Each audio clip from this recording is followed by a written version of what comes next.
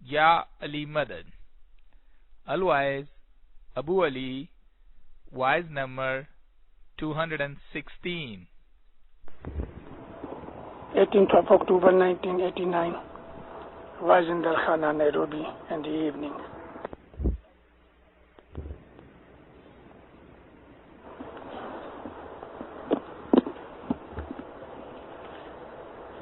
Ya Ali Madad. Alhamdulillah. Allahumma salli ala Muhammad al-Mustafa wa ali Muhammad al-Mustafa ila qiyamah. Ji sachar saya o nisa dinasre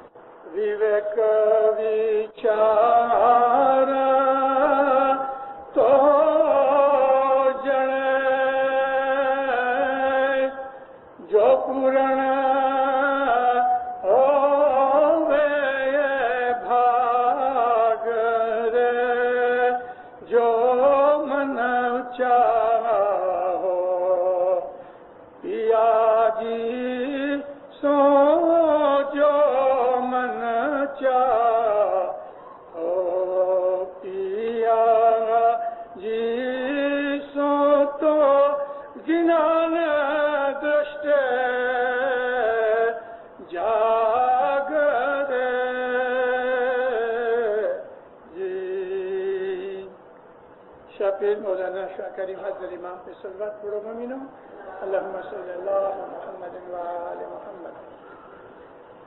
مومنو، اسلام کی جو سب سے بڑی فضیلت ہے تو وہ یہ ہے جس کو ہم توحید کہتے ہیں، یونٹی آف گاڈ.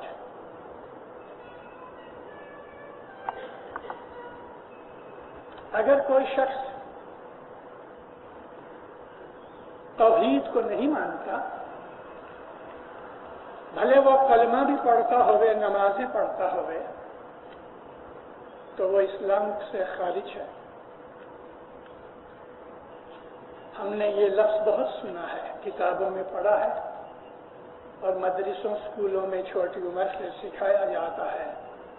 اور توحید قرآن شریف کے سورۃ الاخلاص میں سے ہمیں سکھائی، قل هو اللہ احد. اے محمد ان کو سکھاؤ کہ خدا جو ہے وہ اکیلا ہے. احد کہا ہے، واحد نہیں کہا. واحد کا مطلب ایک، احد کا مطلب اکیلا، یونیک.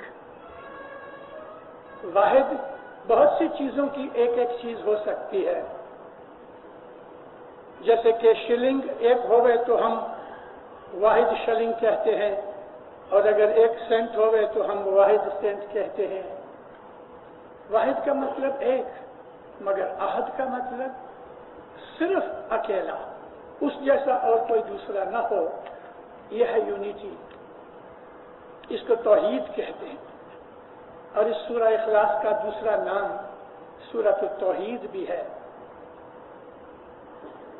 مگر آپ اس کی کبھی ڈیٹیل خیال کی کہ توحید کا حقیقی مطلب کیا ہے؟ توحید میں سے ڈسپلن نکلتا ہے. توحید میں سے ہم جس کو اتفاق کہتے ہیں، وہ اتفاق یعنی unity of mankind, unity of disciples, unity of worshippers. زندگی کے ہر شعبے کے اندر ڈسپلن ہوئے اور یونٹی ہوئے،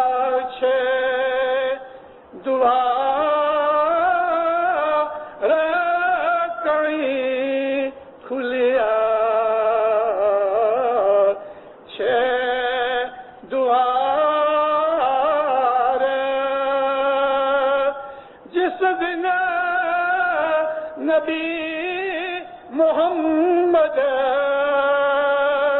جنامیا نبی محمد جنامیا. پیروں کے کلام میں کتنا رس اور مٹھاس ہے. ایک تو پیروں کی کمپوزیشن تول کے سلیکٹ کر کے اس میں لگائے ہوئے شبد ورڈز، اور پھر پیروں نے گنان جب بھی کتھے تو جماعت کو اس کے راگ بھی سکھائے. خود پیر جماعت خانے میں آ کے گنان راگ سے بولا کرتے تھے. پیر تو ایک گرو کی مثال ہے، ایک ماں کی مثال ہے. پیر صدر دن کہتے ہیں جب نبی محمد دنیا کے اندر بدنی طور پہ پیدا ہوئے، شاریرک طور پہ پیدا ہوئے، جنم لیا، تو خدا نے 7 جنتوں کے دروازے کھول دیے. جنت کے 7 طبقے ہیں. سب سے نچلا درجہ جو ہے اس کو جنت کہتے ہیں، اور سب سے اونچا درجہ ہے اس کو جنت الفردوس کہتے ہیں، فردوس بری بھی کہتے ہیں. خدا نے 7 طبقوں کے جنت کے دروازے کھول دیے. ضرور کوئی ایسی بڑی بات تھی. راجے مہاراجے ان کے گھر میں جب کوئی شہزادہ پیدا ہوتا ہے، اور خاص طور پہ وہ شہزادہ کہ جو اپنے باپ کی تخت نشین ہونے والا ہے بعد میں، اس کے لیے تو قیدیوں کو چھوڑ دیا جاتا ہے، خزانے کے منہ کھول دیے جاتے ہیں، بے حساب مٹھیاں بھر بھر کے لٹایا جاتا ہے خزانہ، اور نوازشیں دی جاتی ہیں، ٹائٹل دیے جاتے ہیں، اور ان کو میڈل دیے جاتے ہیں، شالے اور جبے دیے جاتے ہیں. ہر طریقے سے اس چیز کو اس طرح سیلیبریٹ کیا جاتا ہے کہ اور طرح کی سیلیبریشن اس درجے کی نہیں ہوتی. ایون بادشاہ کی تخت نشینی کا بھی دن اس زور شور سے نہیں مناتے کہ جب اس کے گھر میں کنور پیدا ہوتا ہے، پرنس پیدا ہوتا ہے. خدا تعالیٰ کی تمام خدائی میں، تمام مین کائنڈ کے اندر ایک عظیم واقعہ ہوا. نبی محمد نے جنم لیا، اور وہ نبی محمد کہ جس کے نور سے تمام یونیورس پیدا کیا خدا نے. خدا کی تمام کریشن نبی محمد کے نور سے پیدا کی.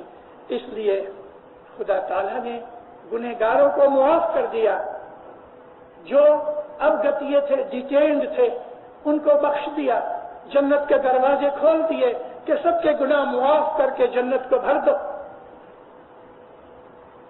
7 سرگنا کھلیا دوار. جس دن نبی محمد جنمیا وہ کوئی معمولی انسان نہ تھا. نبی محمد جنمیا، نبی اور محمد کا لفظ ایک بنا کے پیر نے جنم کے ساتھ لگایا، یعنی جنم سے محمد نبی تھے. میں نے آپ کو عرض کی کہ میں نے بہت کتابیں پڑھی دیکھی، مگر کہیں بھی کسی مسلمان کی کتاب میں مجھے یہ چیز نہ ملی کہ حضرت رسول اکرم جنم سے نبی تھے. شیعوں کی کتابیں بھی دیکھی، سنیوں کی بھی دیکھی، لیکن پیر صدر الدین نے کمال کر دیا. مگر پیر صدر الدین نے ضرور کسی طاقت کے اوپر، کسی اتھارٹی کے اوپر ایسا کہا ہوگا. پہلی اتھارٹی تو یہ ہے کہ پیر صدر الدین کا جو پیری نور ہے وہ محمد ہی کا نور ہے. گر پیر صدر الدین، گر پیر حسن کبیر دین، گر پیر شمس الدین، گر پیر نصیر الدین، گر پیر نور الدین ستگر، گر پیر صلاح الدین. اب پٹھیوں کی لسٹ پڑھ لو تو مولانا شاہ کریم حضر امام تک 50 پیر ہیں. مولانا حضر امام خود پیر ہے، خود پیر ہے. بہت عرصہ ہوا خصوصاً حضر امام کے اس جامع کے اندر ایسے واقعات بنتے رہے کہ خود مشنریوں نے بھی پیری کے متعلق جماعتوں کے اندر واضح یا چھوڑ دی یا بھول گئے یا ٹائم نہیں ملا، واضح نہیں ہوتی رہی. ہمیں کچھ پتہ نہیں ہے کہ پیر کیا ہے. توحید جو یونٹی آف گاڈ ہے اس کے اندر پیر ایک ڈائمنڈ جیسا ننگ ہے. توحید کے اندر پیری اس کا بھاگ ہے. اس سے پارٹ آف توحید. میں آپ کو عرض کرتا ہوں कुरान पढ़ते पढ़ते सूरह मरियम के अंदर एक वाकया जिक्र किया कि मुझको फिर सदर दिन का ये घिनान याद आया। 1,24,000 नबियों के सरदार सरवरे कायनात कि जिसके नूर से खुदा ने दुनिया बनाई, जिसके नूर से क्रिएशन बनाई गई, खुदा के इस हबीब और प्यारे की सिफत में जितना भी कहा जाए उतना कम है। मोहम्मद की सिफत करना खुदा की इबादत है, मोहम्मद का नाम लेना भी खुदा की इबादत है। सूरह मरियम में खुदा एक हिस्टोरिकल किस्सा बयान करता है। बीबी मरियम जब आखिरी दिन आए आपके हमल की डिलीवरी के, तो वो जमात खाने में रहती थी। मैंने जमात खाना इसलिए कहा कि उस जमाने के अंदर जमात खाना तो नहीं था, आपको शायद समझा दूं कि वो जमाने के अंदर उसको हैकल कहते थे, सिनेगोग, मस्जिद, जमात खाना, इबादत गाह, कुछ भी समझ लो। बीबी मरियम इबादत गाह के अंदर रहती थी, वहीं रहती थी, वहीं कुदरत खुदा से उनका हमल ठहरा। और जब ये आखिरी दिन 2-3 दिन नजदीक रह गए तो अल्लाह ने फरिश्ता भेजा, वही अता की, ऐ मरियम ये पाक जगह है। मैं आपको हर पॉइंट में से कुछ पॉइंट निकाल के बताना चाहता हूं। खुदा कहता है मरियम ये पाक जगह है, यानी इबादत की जो जगह है वो पाक जगह है। मैं आपको रिपीट करके कह रहा हूं कि जमात खाना है वो पाक जगह है और अल्लाह के फरमान से पाक है। इसलिए जमात खाने की बहुत इज्जत करो, क्योंकि ये इमाम के नूर का घर है, हजरत इमाम का खुद का घर है। शाह पीर का नूर जमात खाने में 24 घंटे मौजूद है। ऐसा नहीं समझना दीनदारों कि मुखी ने दुआ नियत खैर कह दी तो अब इसको सोशल हॉल बना दो, इधर नाच रंग करो, कुछ भी करो, गप्पे मारो, चठा मखरी करो, कुछ भी करो। नहीं, ऐसा नहीं होना चाहिए। ये हजरत इमाम का घर है। हजरत इमाम हमको बुलाते हैं, देख तू रोज आया कर मेरे जमात खाने, मेरे घर पे। किसी को कहता तू सुबह भी आया कर, किसी को कहता तू शाम को भी आया कर। और जिनको खुदा पसंद नहीं करता मौला उनको जमात खाने में नहीं आने देता। मौला जिसको पसंद नहीं करता, ये एक नॉर्मल बात है कि अगर मेरे घर में अगर कोई आएगा या मैं किसी को बुलाऊंगा तो अपने दोस्त और प्यारे को बुलाऊंगा, मगर जिसको मैं पसंद नहीं करता अगर मुझे मिल भी जाए कि मिशनरी साहब मुझे आपसे मिलना है तो कहेंगे चलो किसी रेस्टोरेंट में, चलो फलानी जगह, मैं घर नहीं आने दूंगा उसको। हाजिर इमाम जिसको चाहता है उसको ही अपने घर में आने की रजा देता है। और जमात खाने के दरवाजे पे खड़े होके हम उसका इज़्न मांगते हैं, है जिंदा? जवाब मिलता है कायम पाया। ये जो हाजिब है जिसको हम दरबान कहते हैं, अरबी में हाजिब कहते हैं, जिसको हम जमात भाई कहते हैं, हकीकत में वो हजरत इमाम का चैम्बरलेन है। जमात भाई उसका दर्जा जमात में तमाम जमात से बड़ा है, मुखी कमरिया अमलदारों के बाद वो जमात भाई है, वो हजरत इमाम का चैम्बरलेन है। वो लोगों को अंदर आने देता है और वो लोगों को कहता है कायम पाया, आओ अंदर, इमाम ने तुम्हें बुलाया है, आओ बैठो। और जमात भाई का ये काम भी है जो कि इधर करते कि नहीं करते कि वो लोगों को, जमात को अपनी जगहों पे बिठाए, जैसे राजा रजवाड़ों के दरबार में उनको उनकी पद्धति के हिसाब से, लेवल के हिसाब से, उनकी इज्जत के हिसाब से, दर्जे के हिसाब से उनको बिठाया जाता है। हमारे अंदर बहुत सी जगहों के ऊपर ऐसे वॉलंटियर्स हैं भाइयों में कि जो जमात वालों को लाइन में बिठाते हैं। यूनिटी का ये एक और भाग है कि जब हम जमात खाने के अंदर आवे तो हमारे अंदर ऐसी यूनिटी, ऐसा डिसिप्लिन होवे कि जितना बन सके मौला के तख्त के नजदीक आके बैठे। ये मौला का घर है, मौला अपने लिविंग रूम में बैठा है, हमको बुलाया गया है कि मेरे घर पे आना।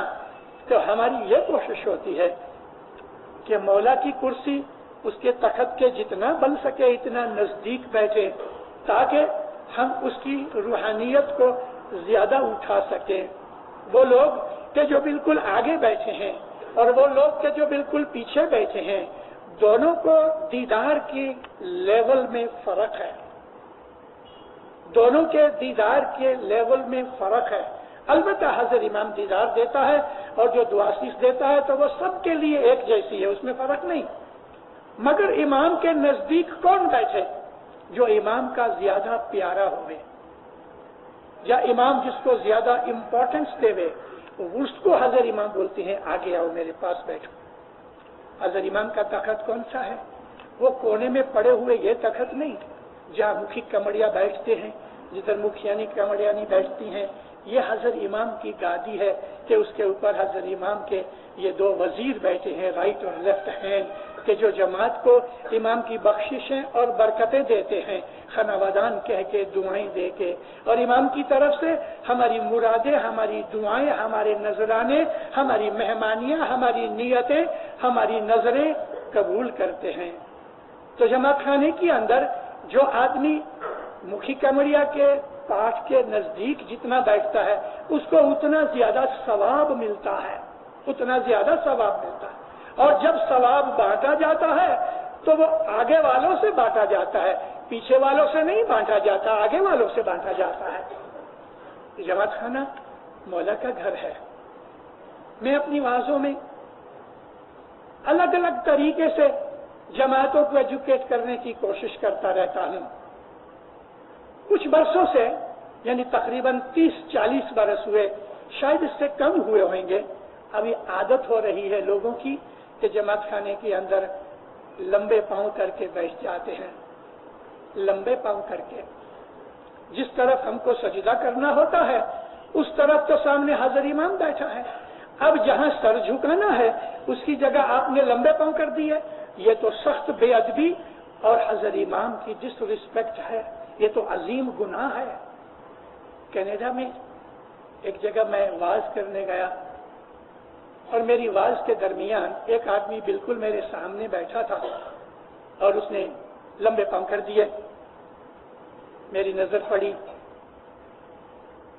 میں نے تو کہہ دیا، اور میں کبھی خیال نہیں کرتا کہ چھوٹا آدمی ہے کہ بڑا آدمی ہے۔ مذہب کی جہاں بھی خرابی دیکھی میں ٹوک دیتا ہوں، پھر وہ مانے نہ مانے اس کی خوشی کی بات ہے۔ مولا کے دربار کے اندر میں پکڑا نہ جاؤں، مولا پوچھے گا تو نے جماعت کو کیا یہ بدیاں سکھائیں؟ میں کہا گا نہیں خداوند، میں تو کہتا رہا، نہیں مانے۔ تو میں نے اس آدمی کے پاؤں سیدھے کروانے کے لیے عرض کی، مگر وہ ہٹھیلا شخص تھا، بچ رہا، میں نے چھوڑ دیا، اپنی آواز میری جاری رہی۔ جماعت خانہ ختم ہوا تو جماعت خانے کے ادھر ہی بہاری اس نے آ کے میرے سے بڑا جھگڑا کیا۔ میں نے کہا دیکھ، تو نے سامنا کیا شاہ پیر کا، مجھے ایسا ہوا کہ تو اگنورنٹ ہے، میں تجھ کو کہوں کہ پاؤں سیدھے کر، مگر تو نے پاؤں سیدھے نہیں کیے، تو جان مولا جانے، گڑبڑ بہت کی۔ میں چلا گیا، مجھے بہت افسوس ہے، اس کے لیے دعا مانگتا ہوں۔ 2-3 ویک کے بعد ایک ایکسیڈنٹ میں اس کی دونوں ٹانگیں کٹ گئیں۔ اب وہ مجھے ڈھونڈتا، پھر 1-2 مہینے کے بعد ہاسپٹل میں رہا، 1-2 مہینے ٹھیک ہوا، ٹانگیں تو نہیں رہیں، گھٹنوں سے دونوں ٹانگیں کٹ گئیں، ویل چیئر کے اوپر آیا۔ کچھ ٹائم کے بعد واپس میں اس گاؤں میں گیا تو میرے پاس آ کے پاؤں کو ہاتھ لگائے، ہاتھ جوڑ کے خوب رویا۔ میں نے کہا دیکھو بیٹے، تم میرے بچے ہو، مولا تجھے معاف کرے، تم نے میرا گناہ کوئی نہیں کیا، تم نے گناہ کیا تو امام کا کیا، ہو سکتا کوئی اور وجہ سے تجھ کو یہ سزا ملی ہوئے۔ کہتا نہیں، مجھے یہ سزا اس لیے ملی۔ اچھا، مولا تیرے اوپر رحم کرے۔ کہنے کا میرا مقصد یہ ہے کہ بعض دفعہ خدا تعالیٰ جلدی سزا دے دیتا ہے، بعض دفعہ دیر سے دیتا ہے۔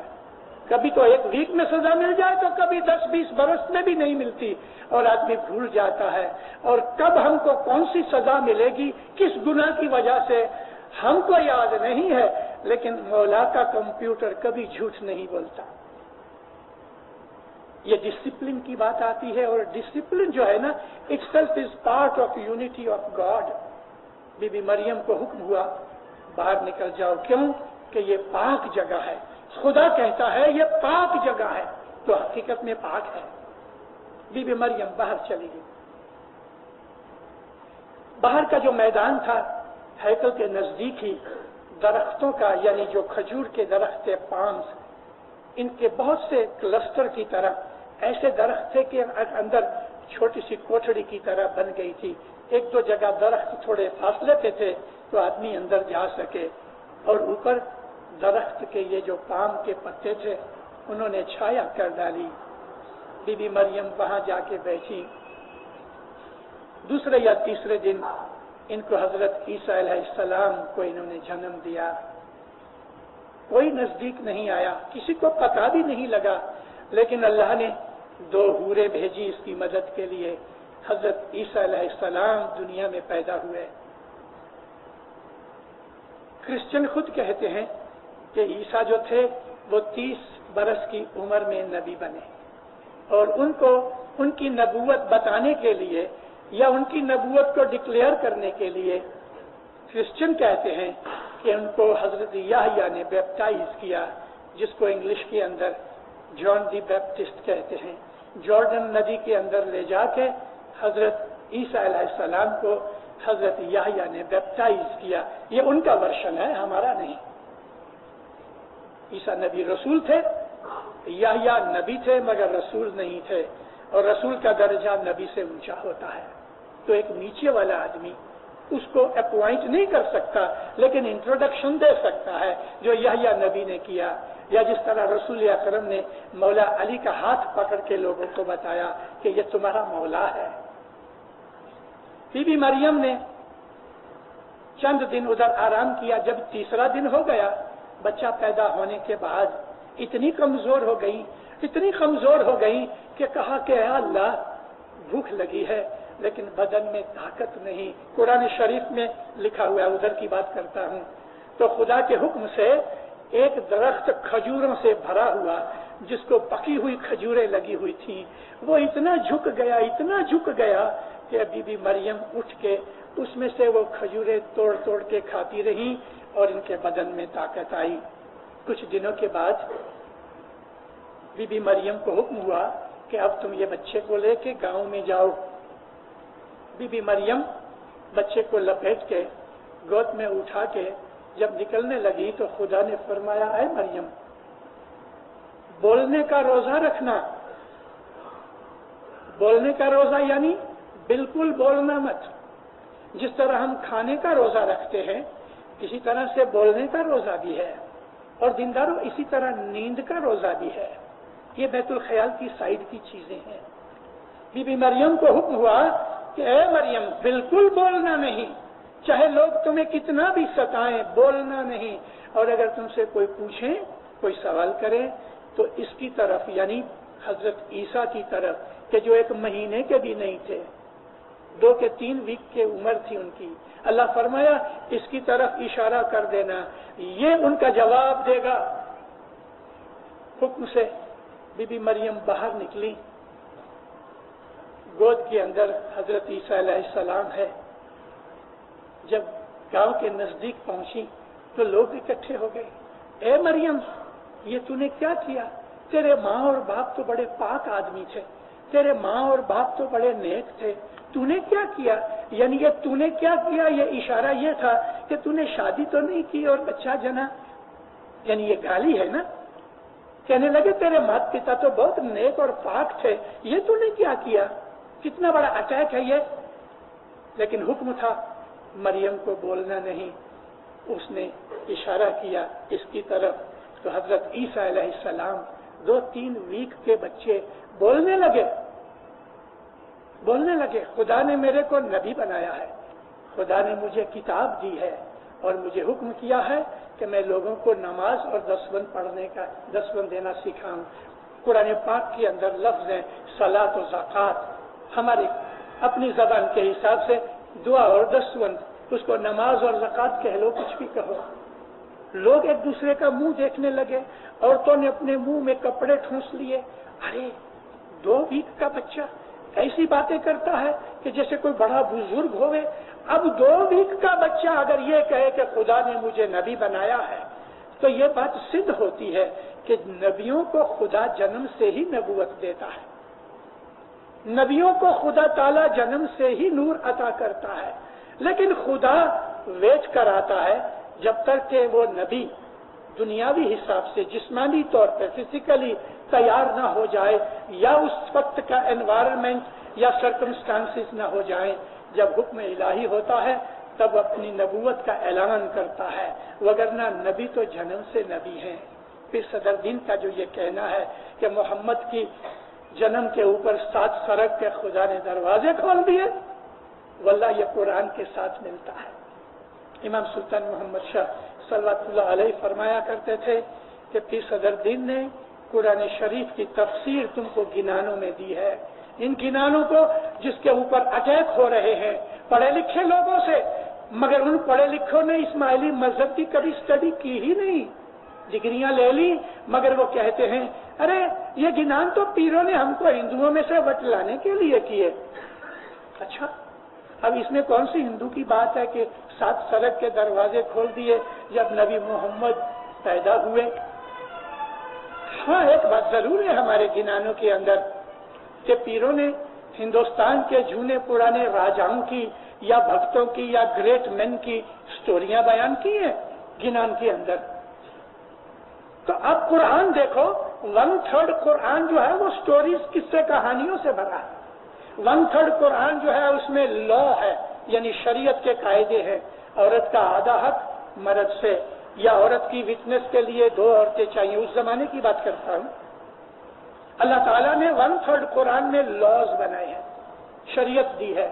1/3 قرآن اس کے اندر قصے کہانیاں ہیں، نمرود کا، فرعون کا، کافروں کا، اچھے لوگوں کا، جو مسلمان نہیں تھے ان کا بھی، کتے بلیوں گدھوں کا ذکر کیا ہے قرآن شریف کے اندر، اور جوک بھی کیا ہے خدا نے قرآن کے اندر۔ ایک سٹل جوک ہے قرآن کے پاک کے اندر، اللہ فرماتا ہے کہ ایک گدھے کو پکڑ کے اس کے اوپر تم علم کی کتابیں لاد دو تو وہ گدھا کوئی عالم نہیں بنے گا۔ اسی طرح سے ہم دنیا کی بہت سی ڈگریاں وغیرہ لے کے اگر ہم بن گئے ہیں تو وہ عالم نہیں بنتا۔ اسماعیلی مذہب کی اسٹڈی ہونی چاہیے۔ ہمارے ان لوگوں نے کہ جنہوں نے قرآن کے اوپر اپنا آنکھ بند کر کے ہاتھ رکھ دیا مگر پڑھا نہیں، جنہوں نے ہمارے گنانوں کو وکھوڑنا شروع کر دیا، جنہوں نے پیر کی عزت کو بے عزتی میں بدل دیا، ان لوگوں کو یہ معلوم نہیں ہے کہ ہمارے گنانوں کے اندر کتنی بڑی چیزیں، کتنا بڑا علم ہمارے پیروں نے ہمیں عطا کیا ہے۔ بی بی مریم نے جب اشارہ کیا تو لوگ حیران ہو گئے۔ نبی محمد جب پیدا ہوئے تو 7 سرگ کے دروازے کھل گئے۔ رسول اکرم خود فرماتے ہیں کہ مجھ کو جنم کے بعد ہی فرشتوں کے سلام کرنے کی قطاریں در قطاریں آتی رہیں، یعنی ایک کے بعد دوسرا، ایسا لائن با لائن فرشتے رسول اکرم کو سلام کرنے آتے تھے۔ بی بی آمنہ رسول اکرم کی جو پاک ماں ہیں وہ فرماتی ہیں کہ جب یہ مولود یعنی بچہ میرے پیٹ میں تھا میرے سے باتیں کرتا تھا، میں اس کی باتیں سنتی تھی، وہ میری باتیں سنتا تھا اور مجھ کو بہت سی ہدایتیں کرتا تھا۔ میں کبھی دنیا کی نظر سے یا میں اپنی بیماری کی وجہ سے تھک جاتی تھی یا مجھ کو بخار آ جاتا تھا یا میں کبھی ڈر جاتی تھی تو میرے پیٹ میں سے محمد مجھ کو سہارا اور ڈھارس دیا کرتے تھے۔ رسول اکرم کی ایسی بہت سی چیزیں ہیں کہ جو عام لوگوں کو معلوم نہیں۔ تو نبی کریم جو تھے نا وہ خدا کا نور تھے۔ کون سا نور؟ کہ جس نور سے تمام سرشٹی پیدا کی۔ نبی فرمایا کہ خدا نے اپنے نور میں سے سب سے پہلے میرا نور جدا کیا اور میرے نور سے تمام سرشٹی بنائی۔ یہاں چلتے چلتے بی بی مریم اور حضرت عیسیٰ کا میں نے آپ کو قصہ بیان کیا۔ میں ایک چیز بیچ میں ڈال دینا چاہتا ہوں تاکہ آپ کمپیئر کر سکو۔ اس میں بھی ایک بہت بڑی، انگلش میں کہتے ہیں ریفائنڈ سٹلٹی ہے۔ وہاں بی بی مریم کا جب ڈلیوری کا ٹائم نزدیک آیا، اللہ کہتا ہے کہ یہ پاک جگہ چھوڑ کے باہر چلی جا، اور بی بی مریم چلی گئی۔ عیسیٰ نبی کی ڈلیوری باہر ہوئی۔ مولا مرتضی علیہ السلام کی ماتا پاک بی بی فاطمہ بنت اسد، مولا کی گھر والی کا نام بھی فاطمہ تھا، مگر وہ فاطمہ بنت رسول تھی، لیکن مولا علی کی ماں کا نام بھی فاطمہ تھا، وہ فاطمہ بنت اسد تھی، اور حضرت اسد جو تھے وہ ابو طالب کے بھائی تھے اور حضرت عبد المطلب کی نسل میں تھے۔ تو حضرت فاطمہ جبھی آخری مہینہ بلکہ تھوڑے ہی دن ڈیلیوری کے نزدیک تھے تو حضور کو ایسا خیال آیا کہ شاید 1-2 دن میں میری ڈیلیوری ہوئے، تو چلو نا میں خانہ کعبہ میں جا کے عبادت کر لوں تھوڑی سی، پھر معلوم نہیں کہ کتنے دن تک میں جا نہ سکوں گی۔ تو حضرت فاطمہ مولا مرتضی علی کی پاک ماں اکیلی باہر نکلی، دوپہر سے تھوڑا پہلے کا وقت تھا، اور خانہ کعبہ جو تھا وہ مکہ سے آپ کے گھر سے کافی دور تھا، لگ بھگ 1.5-2 میل تھا۔ آہستہ آہستہ چلتی رہی، من کے اندر خدا تعالیٰ کے وکھان اور تعریف کرتی رہی۔ جب آپ خانہ کعبہ کے نزدیک پہنچی تو پیٹ میں درد ہونا شروع کیا، بہت گھبرائی۔ خانہ کعبہ جب سے بنا تب سے اس میں کبھی کوئی کھڑکی، کوئی ونڈو، کوئی دروازہ نہیں تھا، چاروں طرف سے اس کو پیک کیا گیا تھا، اوپر چھت ڈالی گئی تھی۔ خانہ کعبہ کو بہت دفعہ نبی نے، پیغمبروں نے خدا کے حکم سے ری بلڈ کیا۔ قرآن پاک کے اندر خدا نے ذکر کیا ہے کہ ابراہیم اور اسماعیل کو میں نے حکم کیا کہ میرے گھر کو پھر سے اس کو آباد کرو اور چنتر کرو۔ وہ جو فاؤنڈیشن تھی جو حضرت آدم نے ڈالی ہوئی تھی، وہ فاؤنڈیشن ہمیشہ رہی اور آج بھی وہی فاؤنڈیشن ہے، لیکن خانہ کعبہ بہت دفعہ ٹوٹا، نوح علیہ السلام کے طوفان میں بھی بہہ گیا، فاؤنڈیشن قائم رہی۔ تو حضرت ابراہیم اور اسماعیل نے مل کے اینٹیں وغیرہ بنا کے اس کی چنتر کی، اس کے بعد تو اور بھی دفعہ ٹوٹا۔ تو یہاں یہ جو خانہ کعبہ تھا چاروں طرف سے بند تھا، کوئی اس کے اندر کھڑکی نہیں تھی، کوئی دروازہ نہیں تھا۔ جب یہ درد بڑھنے لگا تو کہنے لگی یا اللہ، ایسی حالت میں میں کہاں جاؤں؟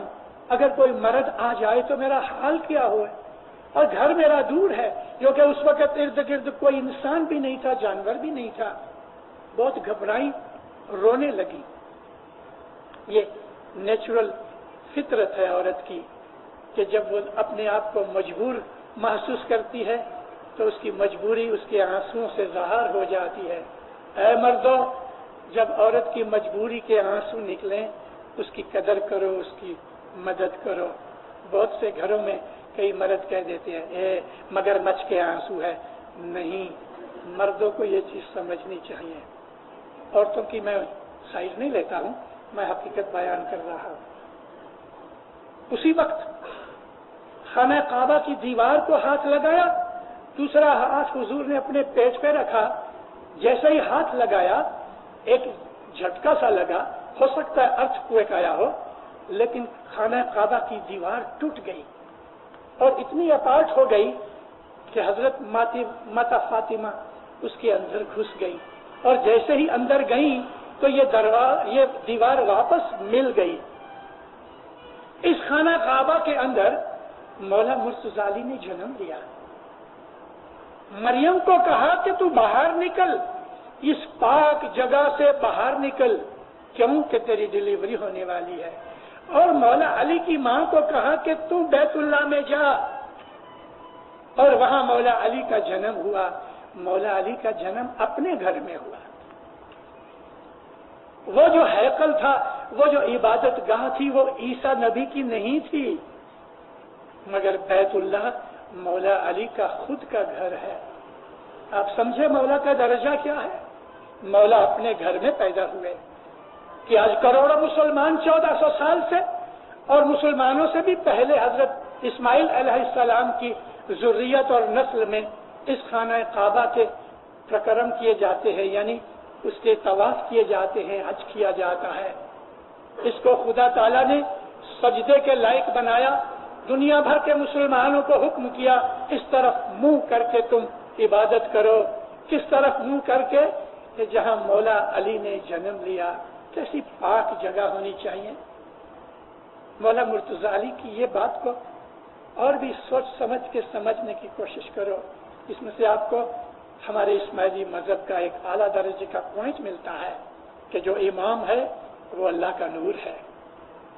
रसूल अकरम ने मुसलमानों को सबसे पहले जो चीज सिखाई वो क्या था कि खुदा को एक मानो, यानी वाहिद मानो। खुदा के सिवा कोई दूसरा खुदा नहीं, वहदहू ला शरीक है, बिल्कुल अकेला है, उसका कोई शरीक भागीदार कोई नहीं, न उसका कोई सगा है, न उसका कोई बच्चा है, न वो किसी का बच्चा है। यानी जो हम जिस्मानी रिश्तेदारियां समझते बनाते हैं, अल्लाह इससे बिल्कुल ऊंचा है, आला है, वो महज नूर ही नूर है। कोई भी मटेरियल चीज उसके साथ कंपेयर नहीं की जा सकती। शिर्क इस्लाम के अंदर अजीम गुनाह है। हम इस्माइलियों के अंदर भी शिर्क जो है वो अजीम गुनाह है। शिर्क उसको कहते हैं कि खुदा के सिवा किसी और को भी खुदा माना जाए। माफ करना, बूढ़ा हो गया मैं, हुआ नहीं हो रहा है जी।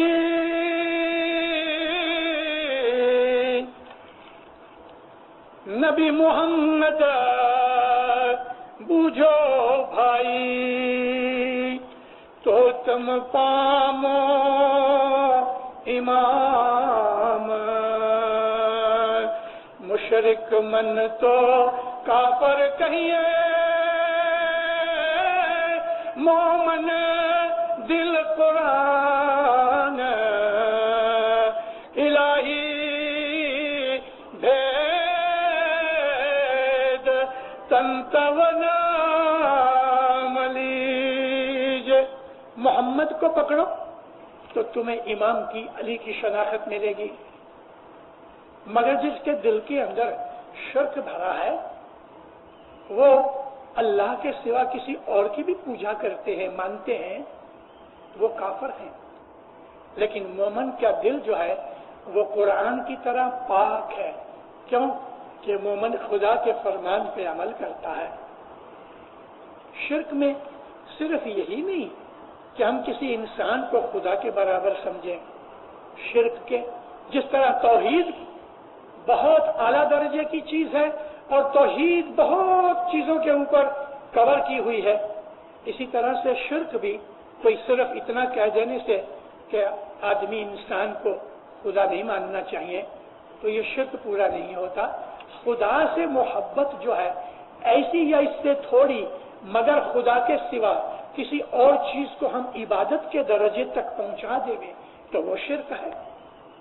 इसीलिए हम इस्माइलियों ने अपने इमामों की जो शनाख्त है वो तौहीद के दर्जे तक रखी हुई है।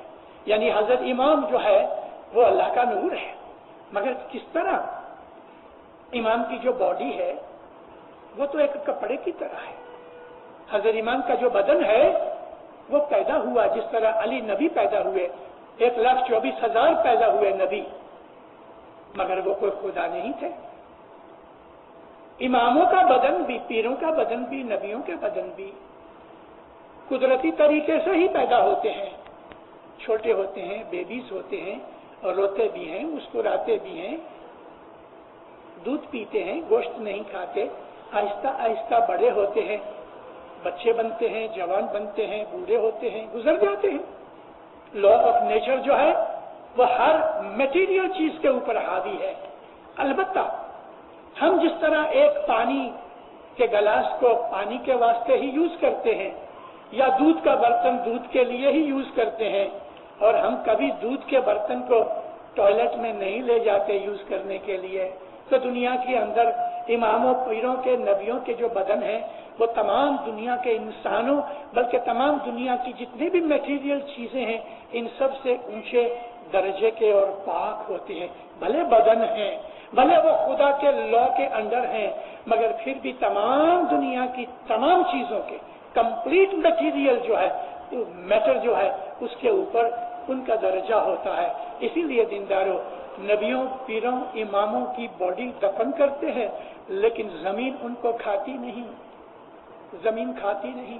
अगर आज हमको मालूम हो जाए कि इब्राहिम नबी कहाँ दफन है, तो 4,500-5 हजार बरस के बाद अगर सचमुच हमको निशान मिल जाए तो इब्राहिम की कब्र खोदने से हजरत इब्राहिम की बॉडी आज भी ऐसी ही पड़ी होगी।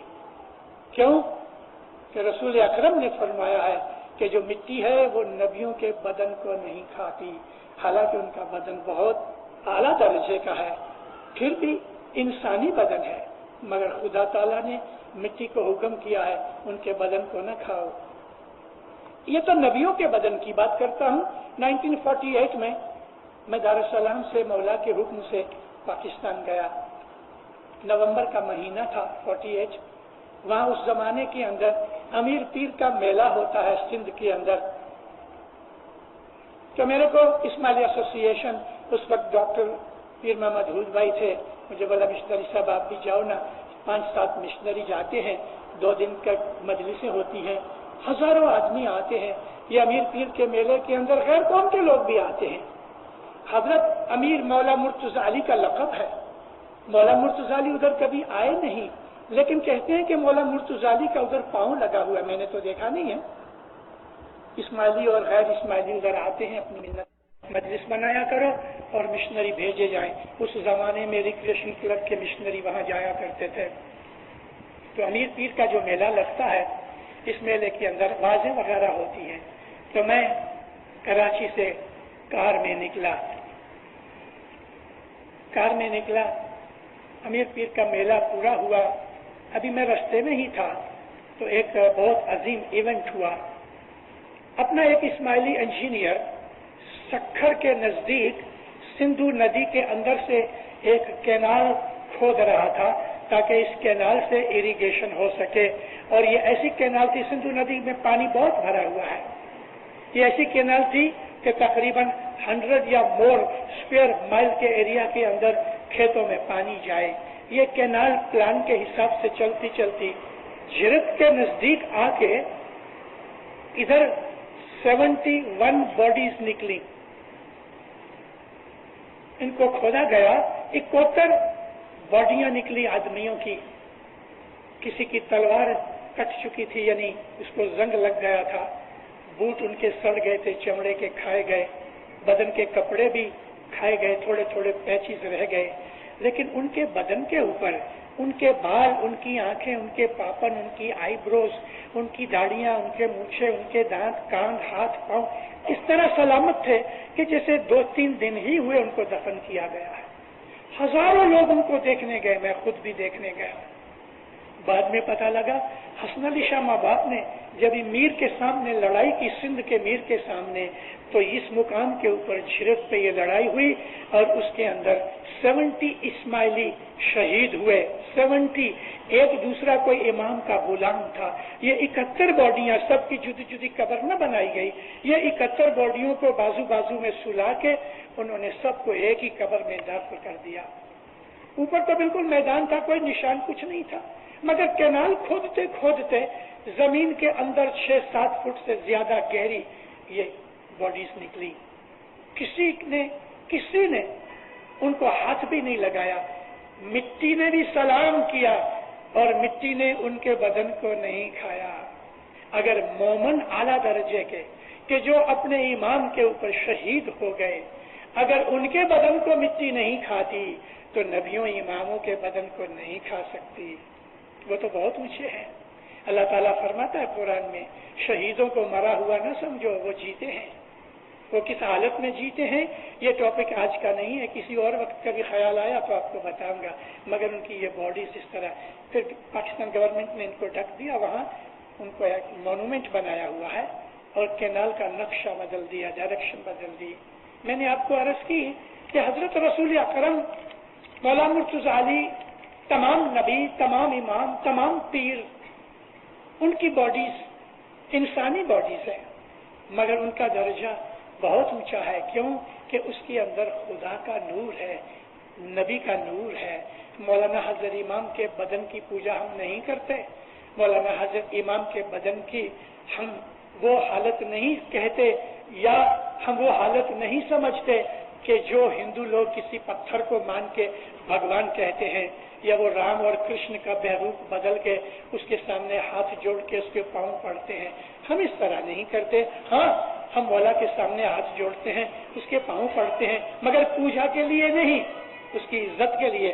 आप अगर सीरत नबवी पढ़ो तो आपको बुखारी में, मुस्लिम में, मिशकात में कॉमन हदीस है ये कि नजरान के लोग जो मुसलमान हो गए थे और एक और कबीला था जो यमन के नजदीक था, जब उन्होंने इस्लाम कबूल किया तो रसूल अकरम का दीदार करने और बैत करने के लिए ये मदीना आए। मगर जब वो मदीने की गलियों में आए तो दूर से रसूल अकरम चले आते थे।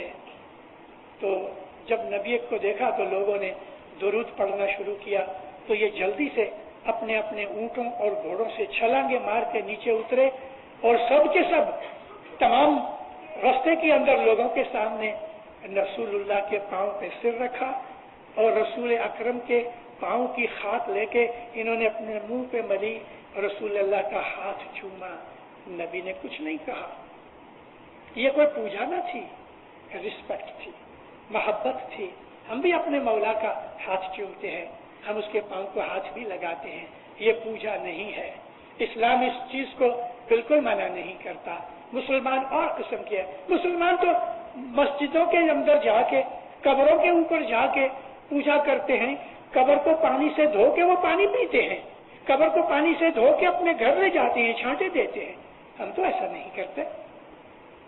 एक मुझे वाकया याद आ गया। 1934 में मैं इलाहाबाद, कानपुर पंडित नेहरू की गाड़ी के अंदर घूमा करता था। स्कूल बंद था, छुट्टियां हो चुकी थी। मैं एक महीना उसकी गाड़ी के अंदर घूमा हूं।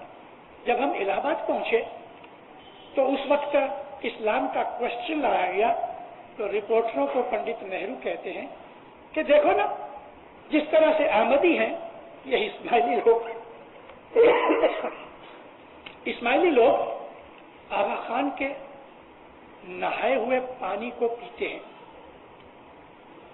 और इस्माइली औरतें अपने बाल खोल के इधर ऐसा सो जाती हैं, इधर सो जाती हैं और अपने बालों को बीच में रख के रास्ता बनाती हैं कारपेट के रनर की तरह, और आगा खान इनके बालों के ऊपर चलता है। मुझे इतना गुस्सा आया। क्या ये सच बात है? कभी नहीं। हमारा इमाम जो हमको अपनी रूहानी बच्चियां कहता है, कभी वो ऐसा कर सकता है कि अपनी रूहानी बच्चियों के बालों के ऊपर चले? पंडित जवाहरलाल नेहरू जैसा आदमी, ये बिल्कुल जाहिल, इग्नोरेंट इस्लाम और इस्माइली मजहब से, उसके दिल के अंदर कीना था हमारे लिए, हमारे मौला के लिए। इसके लिए उसके मुंह से ये अल्फाज निकले, पेपरों में आ गया। उसका जवाब डॉक्टर इकबाल ने दिया। वो जवाब ऐसा मुंह तोड़ दिया कि सारे हिंदुस्तान के अंदर पेपरों ने डॉक्टर इकबाल के इस जवाब को छापा कि पंडित नेहरू ने बहुत बड़ी भूल की है ये कहने में। मैं जानता हूं नामदार आगा खान को और इस्माइलियों को, वो बिल्कुल पक्के मुसलमान हैं। ये इशारा उसका करने का मतलब ये था कि इस्लाम में तड़ पड़ जाए, डिसयूनिटी हो जाए, नाइतफाकी हो जाए और पॉलिटिकल एटमॉस्फेयर चेंज हो जाए कि जो मुस्लिम लीग की वजह से मजबूत हो रहा था। इस तरह के बहुत से अटैक हमारे ऊपर हुए हैं। हमने तो कभी इमाम के बदन से धोया हुआ पानी नहीं पिया और उसकी हमें जरूरत भी नहीं, लेकिन कभी इमाम कहे कि मेरे पांव की मिट्टी लेके तुम खाओ तो वल्लाह हम खाएंगे, क्योंकि वो हुक्म है। कभी इमाम कहे कि मैं पानी में थूकता हूं, ये तुम पानी पी जाओ, तो हम पी जाएंगे, क्योंकि वो हुक्म है। रसूल अकरम हर रोज सुबह इबादत के बाद, नमाज के बाद जब बाहर आते थे तो मदीने के लोग, औरतें, मर्द, उनकी बाजियां, उनके गुलाम या खुद घर के लोग छोटे छोटे बर्तनों में पानी लेके आते थे, लाइन में खड़े रहते थे, तो नबी करीम सबके बर्तनों में अपना हाथ डालते जाते थे। और कभी कभी उनको खारिश होती थी تو اسی ہاتھ سے اپنی خارش بھی کر لیتے تھے تو پھر بھی پانی کے اندر ہاتھ ڈالتے جاتے تھے، یعنی بدن کا پسینہ یا بدن کی دھوڑ بھی ہاتھ میں آ جاتی تھی تو بھی نبی کریم پانی میں ڈالتے تھے، اور مسلمان اس پانی کو نیاز کے طور پہ، گھٹ پاٹ کے طور پہ، تبرک کے طور پہ اپنے گھروں میں لے جاتے تھے، بچوں کو پلاتے تھے، اپنے گھروں میں چھانٹا دیتے تھے تاکہ بدروہیں ایول اسپرٹس ان گھروں کے اندر نہ آویں۔ ہم اسماعیلی کوئی غیر عقل کی بات نہیں کر رہے، ہمارا مذہب تو بہت عقل کے اوپر ہے، مگر دینداروں مولانا حضرت امام کے بدن کی ہم پوجا نہیں کرتے۔ مولانا حضرت امام کے بدن کو ہم ایسا ہی مانتے ہیں کہ جیسے اور نبیوں، اماموں، پیروں کا بدن ہے۔ ہاں ایک چیز ضرور ہے کہ مولانا حضرت امام کا جو نور ہے وہ اللہ کا نور ہے۔ امام مظہر اللہ ہے۔ اچھا مظہر کیا ہے؟ انگلش میں ٹرانسلیشن کر دیا مینیفیسٹیشن، مگر میں آپ کو بہت ہی سمپل طریقے سے مظہر بتاتا ہوں تاکہ آپ کے دماغوں میں گھس جائے۔ حقیقت میں امام مظہر ہے۔ آپ اپنے خود کو ایک آئینے کے سامنے کھڑا کر دو، ایک آئینے کے سامنے آپ کھڑے ہو جاؤ تو آئینے میں کون ہے؟ آپ ہو نا۔ آپ سر ہلاؤ تو وہ سر ہلائے گا، آپ ایسی خارش کرو تو وہ خارش کرے گا، آپ ہنسو تو وہ ہنسے گا، آپ منہ بناؤ غصے کا تو وہ بھی منہ بنائے گا غصے کا۔ جو کچھ آپ ہو وہی اس آئینے میں ہے، اس کو کہتے ہیں مظہر۔ وہ آپ کا مظہر ہے۔ آپ اگر موٹے ہو تو وہ بھی موٹا ہے، آپ دبلے ہو تو وہ بھی دبلا ہے، آپ کچھ کھاتے ہو تو وہ بھی کھاتا ہے۔ خدا کی قسم جو اللہ کرتا ہے امام وہی کرتا ہے۔ امام اس کا مظہر ہے، اس کا جو نور ہے وہی اللہ کا نور ہے، وہ خدا کا مظہر ہے۔ اگر امام بولتا ہے تو اللہ بولتا ہے، اگر امام دیکھتا ہے تو اللہ دیکھتا ہے، اگر امام خانہ ودان کہتا ہے تو اللہ خانہ ودان کہتا ہے۔ اللہ میں اور امام کی نوری حالت میں کوئی فرق نہیں، وہ مظہر ہے۔ یہ یونٹی ہے، یونٹی کا ایک بھاگ ہے جو ہمیں سمجھنا چاہیے۔ میں نے پاٹھ یہ بولا کہ شاہ پیر کو سریغتے رہو اور تم اپنے آپ کو اس ڈسپلن کے اوپر لگاؤ جس کو ہم وویک کہتے ہیں۔ وویک وچار دل میں لو، وویک ڈسپلن سسٹم، یہ بہت بڑی چیز ہے، یہ یونٹی کا پارٹ ہے۔ رسول اکرم نے جب یہ سکھایا کہ خدا واحد ہے تو دوسری چیز اس کو سکھائی کہ میں اس کا پیغمبر ہوں، میرے اوپر ایمان لاؤ۔ وہ کہیں کہ نہیں ہم اللہ پہ ایمان لاتے ہیں، تیرے پہ نہیں لاتے، تو یونٹی ٹوٹ جاتی ہے، کیونکہ خدا اور محمد ایک ہی ہے۔ لا نفرق بین اللہ و رسول، یعنی اللہ اور رسول کے درمیان، رسولوں کے درمیان کوئی فرق نہیں۔ اور محمد کا حکم ماننا اللہ کا حکم ماننا ہے۔ یا ایھا الذین آمنوا اطیعوا اللہ واطیعوا الرسول ھذا صراط المستقیم۔ اب صراط المستقیم کا خلاصہ دیا اللہ نے کہ اللہ اور محمد کا اگر تم نے تابعداری کی حکم مانا تو یہی سیدھا راستہ ہے۔ اسی کو ہم ست پنتھ کہتے ہیں اپنی زبان میں، یہ یونٹی ہے۔ رسول اکرم نے اب ظاہر کے اندر جو شریعت عطا کی تو اس کے اندر یہ تھا نماز پڑھنے آؤ۔ نماز پڑھنے کے لیے خود رسول لوگوں کو ایک لائن میں کھڑا کیا کرتے تھے۔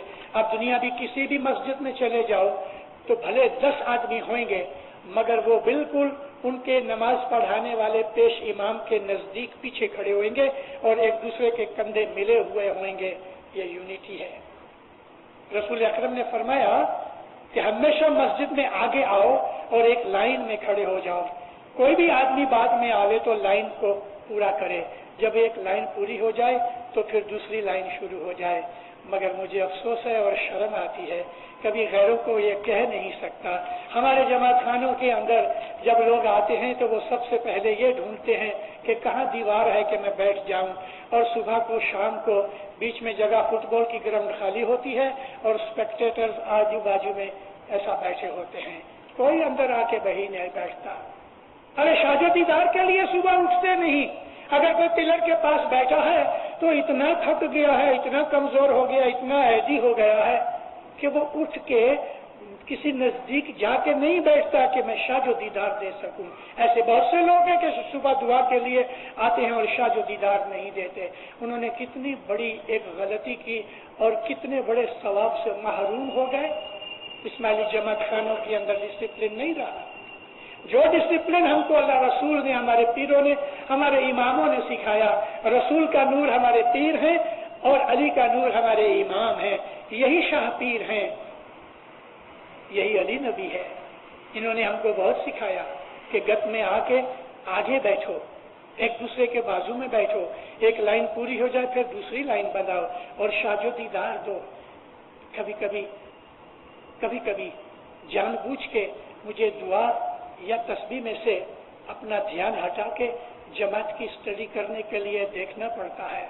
मैं कभी देखता हूँ जब भी हमारे गठ अपने दुआ के अंदर हाथ उठाने के पाठ आते हैं, सेकंड पार्ट है, फोर्थ पार्ट है, फिफ्थ पार्ट है, तो आधी जमात उसके हाथ नीचे पड़े हैं और बहुत उठाते हैं तो गोद में ही ऐसा हाथ कर लेते हैं। लेकिन बहुत थोड़े आदमी हैं कि जो सीने के सामने, अपने दिल के हार्ट के सामने, हमको रसूलुल्लाह ने सिखाया है कि तुम्हारे हार्ट के सामने अपने हाथ बांधो और अल्लाह से दुआ मांगो। मगर हम कोई हाथ नीचे पड़े हैं, कोई उठाता है, कोई नहीं उठाता। कई लोग हैं वो सजदा करते ही नहीं, इसलिए कि बदन यहाँ है, ख्याल बाहर है। कई ऐसे भी जमात खाने में आते हैं कि जिनका ईमान अच्छा नहीं है और इमाम ज़मान के नाम पे सजदा नहीं करते, बैठे रहते हैं, वो दुआ पढ़ते ही नहीं। मगर हमारे सारे जमात खानों के अंदर ये डिसिप्लिन, ये सिस्टम नहीं रहा, इसलिए बरकतें नहीं मिलती, इसलिए हमारी दुआएं कबूल नहीं होती। अरे जमात में यूनिटी नहीं है, हाथ उठाने की यूनिटी नहीं है तो दिल एक कैसे होंगे? हमारी तस्बीहें कबूल नहीं होती, हमारी दुआएं कबूल नहीं होती, हमको वो बरकतें नहीं मिलती। अलबत्त शाह पीर का हुक्म है कि मुखी कामड़िया की दुआ मेरी दुआ है, तो वो मुखी कामड़िया की दुआ जो इमाम के अमर से मिलती है, उस दुआ में से हमें फायदा मिल जाता है। लेकिन अगर हम सारी जमात एक मन होके, एक ध्यान होके, एक ही यूनिटी और एक्शन के साथ हम सजदा करें, दुआएं मांगें, शाजो दीदार लें और बिल्कुल मन लगा के हम दुआएं मांगें, तस्बीह निकालें, पेशा कहें, याली कहें, तो दीनदारों ये सारा जमात खाना नूर से ब्राइट हो जाए। नूर तो है ही, लेकिन हमको दिखता नहीं मगर हमको दिखे। ये यूनिटी है, ये खुदा की तौहीद का एक हिस्सा है। हमारे जमात खानों के अंदर बहुत दफा मैंने ये देखा है, मैं तो टोकता रहता हूँ, मैं किसी की परवाह नहीं करना, आप मुझे गालियां दो, कुछ भी करो। हमारे जमात खानों के अंदर जब किनान पड़े जाते हैं तो खास तौर पर जो दूर बैठे हुए लोग हैं वो फुसफुस करते रहते हैं, बातें करते रहते हैं। फरमान पड़े जाते हैं तो बातें करते रहते हैं। जमात खाने काहे को आए हो? अगर लोगों को मिलने के लिए आए हो तो मेहरबानी करके नीचे बैठो, ऊपर आने की कोई जरूरत नहीं। अगर मौला को मिलने आए हो तो अच्छी तरह से मिलो, अच्छे कपड़े पहन के आओ, अच्छी तरह लिबास पहन के आओ। किसी की शर्ट अंदर है, किसी की बाहर है, जैसे तैसे कपड़े पहन के चले आते हैं, बराबर नहीं है। इसी जमात खाने के अंदर जिस तरह आज मैं आपको आवाज सुना रहा हूँ, मौलाना इमाम सुल्तान मोहम्मद शाह ने 1926 के अंदर, क्योंकि ये जमात खाना 25 में बनाया गया, हुसैन सुलेमान वीर जी ने ये जमात खाना उस वक्त मुखी थे, उनकी मेहनत से ये जमात खाना बना। मौला उनकी रूह को और उनकी औलाद और कुटुंब को इसका सवाब अर्श तक देता रहे। 1926 में मौला इधर आए, इधर बैठ के इमाम ने फरमान किया कि तुम जमात खाने के अंदर आओ, मोजे पहन के आया करो। ये मोजों का फरमान साहब ने 37 में रिपीट भी किया। किसी के पांव गंदे थे, किसी को पांव धोने की फुर्सत थी कि नहीं, बोला फरमाया मोजे पहन के आओ, सूट बूट पहन के आओ। उस जमाने में हमारे मर्द लोग जो थे, ऊपर 3 इंच की मखमल की काली लाल पीली टोपी, लंबा डगला, टाई वाई कुछ नहीं, कमीज का कोई धड़ा नहीं और नीचे इजार, और वो इजार इधर उधर घूमती होवे और पाँव में चंपल। ये हमारे लोगों की, हमारे मर्दों की ये लिबास था। मौलाना हज़रत इमाम ने इस लिबास को चेंज करवाया। यानी जाहिर का भाव बिना जो है वो भी डिसिप्लिन में, सिस्टम में आता है। गुड लुकिंग, अच्छा ड्रेस पहनो। अल्लाह ताला ने कुरान में फरमाया है कि अच्छा लिबास पहन के मस्जिद में जाया करो, लेकिन अच्छे लिबास का मतलब दरदागीने, सोने चांदी, हीरे नहीं। पाक कपड़े पहनो, साफ कपड़े पहनो, नहा के आया करो जमात खाने के अंदर। और अगर सुबह नहा लिया है और आपका काम ऐसा है कि पसीना नहीं आता, ऑफिस में बैठे हैं, तो शाम को मुंह हाथ धो के आओ। लेकिन इस्माइली मजहब के अंदर हुक्म है कि तुम हर रोज नहाया करो। और अगर ऐसा काम है मजबूरी का, तो शाम को रोज नहा के जमात खाने आओ, पाक साफ कपड़े पहनो, मौला के दरवाजे पे आके सलाम करो, मौला के हुजूर में आए हो, खुश हो कि मौला ने हमको इस मजहब में जन्म दिया, इमाम की बैयत मिली, दीदार मिला, और ये सतपंथ मिला कि जो नबियों और इमामों का, फरिश्तों का दीन है। दीनदारों, ऐसी और बहुत सी बातें हैं कि जो हमें सीखनी है। शाजो दीदार, आंख से आंख मिलाओ, खाली उंगलियां टच नहीं, ऐसा एक दूसरे की अंगूठे के नीचे अंगूठा लाओ। हमारे बदन के 3 पॉइंट्स हैं कि हमारे ख्यालों और हमारी इच्छाओं की ट्रांसमीटर्स हैं, एक आंखें और होंठ और हमारी पाम।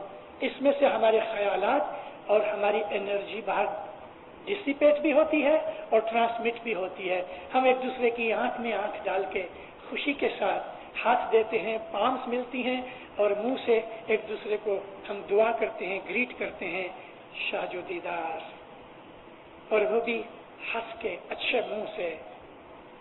ये शाजो दीदार हकीकत में मौला के दीदार का फायदा और मिलता। दुआ पड़ी तो तुमको हजर इमाम के दीदार का सवाब मिला। हम एक दूसरे को ग्रीट करते हैं, ये यूनिटी में आता है। खुदा की तौहीद इंसान की सारी जिंदगी को कवर की हुई है। मोमिनो, ये जो विवेक है, विवेक सिर्फ जमात खाने में नहीं, विवेक है जिसको हम डिसिप्लिन कहते हैं। उसमें हमारा बिहेवियर, हमारी आदतें, हमारे ख्यालात, ये सब आते हैं। किसी आदमी को वादा किया है, पूरा करो। किसी का माल लिया है उधार, उसको वापस दो। किसी भी तरीके से ऐसा काम नहीं होना चाहिए कि जो मजहब के विरुद्ध है। और रसूल अकरम फरमाते हैं कि even a smile is a charity. मोमन को देखे तो हंसो, याली मदद भी करो तो जरा मुस्कुरा के याली मदद करो। मुस्कुरा के मिलना भी इबादत में दाखिल है। एक दूसरे के साथ हिलो मिलो। मगरूरी, अभिमान हमारे मजहब की ऑपोजिशन में है। हमारे लोगों के अंदर बड़ाई, रूडनेस, इरिटेशन, ये सब बहुत हो गई है। हम एक दूसरे को कुछ नहीं समझते, अपने आप को समझते हैं मैं बहुत बड़ा है। हम एक दूसरे को हल्का समझते हैं, अपने को बड़ा समझते हैं, और इन चीजों से फिर हमारे कैरेक्टर बिगड़ता है, बिहेवियर बिगड़ता है। हमको हर रोज मजहब में से कुछ न कुछ सीखना चाहिए। सुखी आबाद रहो। मौला आपकी नेक उम्मीदें पूरी करे, हकीकती समझ देवे, ईमान ज्यादा करे, ईमान मजबूत करे, ईमान में बरकत देवे, जान, माल, आल, औलाद, आबरू, इज्जत, रोजी, रोजगार में बरकत देवे। मौला तमाम आफतें बलाएं दूर करे, मुश्किलें दूर करे, नेक दुआएं कबूल करे, आपकी बदियों बुराइयों को दफा करे, कबीलों में, जमातों में सलासत, मोहब्बत, इत्तफाक देवे। आपकी आल औलाद को क़यामत तक अपनी नवाजिशें और बरकतें सवाब देता रहे। मौला ज़ाहरो बातुन दीदार नसीब करे। ऐसा